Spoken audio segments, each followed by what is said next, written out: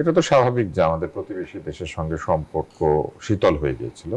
আসন্ন সংকটে সকলের সঙ্গে মিত্রতা তৈরি করার চেষ্টা করবে। যেমনটি বলছিলাম, ডক্টর খলিলুর রহমানের ভারত সফরকে কেন্দ্র করে কিন্তু রাজনৈতিক মহলের নানা আলোচনা চলছে। জানতে চাই, এটি কি আসলে আইস ব্রেকিং হিসেবে কাজ করবে নাকি নতুন পরিবর্তনের শুরু?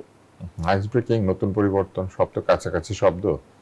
এটা তো স্বাভাবিক যে আমাদের প্রতিবেশী দেশের সঙ্গে সম্পর্ক শীতল হয়ে গিয়েছিল। একটি রাজনৈতিক সরকার এবং একই সাথে গণতান্ত্রিক একটি সরকার এসেছে এবং নতুন সরকার যেটি করবে সেটি হচ্ছে আসন্ন সংকটে সকলের সঙ্গে মিত্রতা তৈরি করার চেষ্টা করবে। তো স্বাভাবিকভাবেই যে শীতল সম্পর্ক সেটিকে উষ্ণ করার জন্যই হয়তো আমাদের পররাষ্ট্রমন্ত্রী সেখানে গিয়েছেন এবং এই যাওয়াটা জরুরি, কেননা সম্পর্কের অবনতির জন্য যে কারণগুলি দায়ী তার অনেকটুকুই তো বিএনপি সৃষ্ট নয়, মূলত অন্তর্বর্তী সরকারের সময় বিষয়টি ঘটেছে এবং একাধিক রাজনৈতিক পক্ষ নানান ধরনের বক্তব্য দেয়া, নানান ধরনের কর্মসূচি নেওয়া অথবা অন্তর্বর্তী সরকারের প্রধান উপদেষ্টা পর্যন্ত সেভেন সিস্টার্স নিয়ে মন্তব্য করা, এই কাজগুলি তো আসলে এই সম্পর্ককে ক্ষতিগ্রস্ত করেছে। তাই আমার মনে হয় যেটা ঠিকই আছে যে তিনি ভারতে গিয়েছেন এবং ভারতের সঙ্গে একটি বন্ধুত্বপূর্ণ শত্রুতাবিহীন সম্পর্ক তৈরি করার চেষ্টা করছেন। পর যে করছেন। ভারত বিরোধী মনোভাব তৈরি হয়েছিল তার প্রভাব কি এখনো রয়ে গেছে? ভারত বিরোধী মনোভাব রাজনীতির মধ্যে থাকতে পারে, সেটা তো কোনো অসুবিধাজনক কিছু না। কোনো কোনো রাজনৈতিক দল ভারতের বিরোধিতা করবেন, কোনো কোনো রাজনৈতিক দল ভারতকে বন্ধু মনে করবেন, করতেই পারেন। দেশের স্বার্থ বা জনগণের স্বার্থ বিসর্জন দিয়ে যেন এই বন্ধুত্ব টিকিয়ে রাখার চেষ্টা না করা হয়, এটা হচ্ছে একটি সার্বভৌম দেশের নাগরিকদের প্রত্যাশা। এমন কোনো আচার আচরণ, কথাবার্তা, চুক্তি বা সভা সমিতি ইত্যাদি করা যাবে না যেটার মধ্যে দিয়ে মনে হয় যে আমরা সমান নই, আমরা বন্ধু নই, আমরা কেউ প্রভু কেউ ভৃত্য। ফলে সেই বিষয়টা নিয়ে কথাবার্তা হতেই পারে, কিন্তু কোনো একটি দেশের অভ্যন্তরীণ বিরোধ কে উস্কে দেওয়ার মতো কথা বলা, তার ভৌগোলিক যে সীমানা সেটা পরিবর্তন করে দেওয়ার কথা বলা, কিংবা সেই দেশের বিরাজমান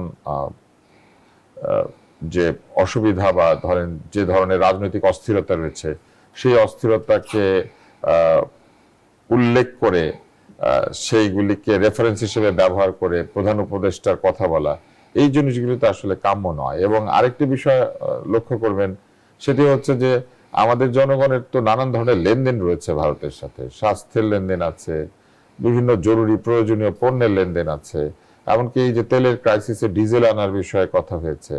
ফলে একটা বৃহৎ প্রতিবেশী যার সঙ্গে আমাদের অনেক বড় সীমান্ত এবং যার সঙ্গে আমাদের নানান ধরনের লেনদেন শুধু নয়, অনেক পরিবারের এক অংশ ভারতে থাকে, এক অংশ বাংলাদেশে। কেননা যখন ব্রিটিশরা চলে যায় এখান থেকে তখন তো বহু মানুষের স্থানান্তর ঘটেছে। অনেকে বাস্তুচ্যুত হয়ে এইদিকে এসেছেন, অনেকে এখান থেকে বাস্তুচ্যুত ওইখানে গিয়েছেন। পরিবারের এক অংশ এখানে রয়েছে, এক অংশ সেখানে রয়েছে। তাদের অনেক ধরনের যাতায়াত সহ বিভিন্ন ধরনের কাজকর্ম রয়েছে। ফলে ভিসা পাওয়া বা স্বাস্থ্যগত কারণে মেডিকেল ভিসা পাওয়া, এই বিষয়গুলি তো খুবই গুরুত্বপূর্ণ।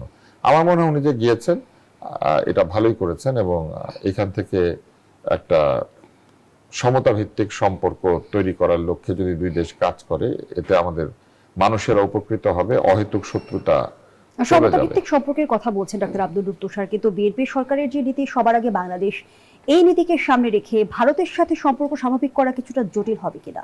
কেন হবে? ভারতের কাছে সবার আগে ভারত না? তাদের কাছে সবার আগে ভারত, আমাদের কাছে সবার আগে বাংলাদেশ। আমরা বাংলাদেশকে নিয়ে সামনে থাকবো, তারা ভারতকে নিয়ে সামনে থাকবে। কিন্তু বিগত সময় কি তারা সামনে থেকেছে নাকি হেজিমনি প্রতিষ্ঠা করেছে? হেজেমনি প্রতিষ্ঠা করার চেষ্টা সমস্ত বৃহৎ দেশের থাকে। মার্কিন যুক্তরাষ্ট্র কি করছে এখন? সারা পৃথিবীর উপর হেজেমনি প্রতিষ্ঠার চেষ্টা করছে। এই চেষ্টা বৃহৎ শক্তিগুলি থাকে, তাদের যারা বড় হয়ে থাকে তাদের থাকে, কিংবা রাজনৈতিক শক্তির যারা ক্ষমতায় থাকেন তাদের যে নীতি, সেই নীতির কারণেও এটা হতে পারে। কিন্তু হেজেমনি প্রতিষ্ঠা করার চেষ্টা করলেই যে হেজেমনি প্রতিষ্ঠিত হবে ব্যাপারটা তো সেরকম না। এবং যে বিরোধিতা তৈরি হয়েছে বাংলাদেশে তার পেছনে তো দায় রয়েছে, ভারতেরও আছে এবং বাংলাদেশের অতীত সরকারেরও দায় রয়েছে। কিন্তু সেই জন্য তো সম্পর্ক নাই হয়ে যেতে পারবে না, এটাকে উন্নতি করতে হবে। কেননা এই সম্পর্ক তো রাজনৈতিক ভাবে তৈরি হওয়া সম্পর্ক না, এটা একটা ভৌগোলিক সম্পর্ক, এটা একটা ঐতিহাসিক সম্পর্ক। আমাদের সঙ্গে তাদের বহু কিছুর মিল রয়েছে। আমরা যখন এত দূরে অবস্থিত, পাকিস্তানের সাথে মিল খুঁজে পাই, আফগানিস্তানের সাথে মিল খুঁজে পাই, শ্রীলঙ্কার সাথে মিল খুঁজে পাই, ভারতের সাথে আমাদের মিল আছে না? আর সবার আগে বাংলাদেশ, এটা তো খুবই ভালো কথা। যে কোনো রাষ্ট্রই তো তার নিজের রাষ্ট্র বা সরকারকে, তার জনগণকে সবার আগে রাখবে। আপনি যখন কোনো নেগোসিয়েশন করবেন, আপনি যখন কোনো ধরনের লেনদেন করবেন, সেই লেনদেনে জনগণের স্বার্থ, দেশের স্বার্থ সবার আগে থাকবে না? তাদেরটা তাদের আগে রাখবে, আমাদেরটা আমাদের আগে রাখবো, এবং আমরা দুই পক্ষ যখন আলোচনা করব তখন আমরা একটা মধ্যবর্তী অবস্থানে এসে পৌঁছাবো। এটাই তো ভালো কূটনীতি। ধন্যবাদ জানাচ্ছি ডাক্তার আব্দুল কিন্তু তুষার সরোয়ার। আপনি যেহেতু প্রশ্নটা করেছেন, আমি মনে করিয়ে দেই, 5ই আগস্টের দায়িত্ব পাওয়ার আগেই আমাদের প্রধান উপদেষ্টা বিদেশে বসে সাক্ষাৎকার দিয়ে সেখানে সেভেন সিস্টার্স নিয়ে কথা বলেছিলেন। তো সম্পর্কের অবনতির জন্য তো আসলে উনি শুরু করেছেন অবনতির সূচনা। জি। এই মানে এরা বলে না যে পায়ে পাড়া দিয়ে ঝগড়া করা, পায়ে পাড়া দিয়ে ঝগড়া করা তো তার কোনো দরকার ছিল না। জি, ধন্যবাদ উনি তো জানাচ্ছি। জীবনে রাজনীতি করেন নাই, কিন্তু উনি যে বক্তব্য দিয়েছিলেন আপনার মনে আছে, তাদেরও সেভেন সিস্টার্স নিয়ে অনেক ব্যাপার আছে, এটা তো তার বলার কথাই না। জি। কার কি আছে আমরা জানি না।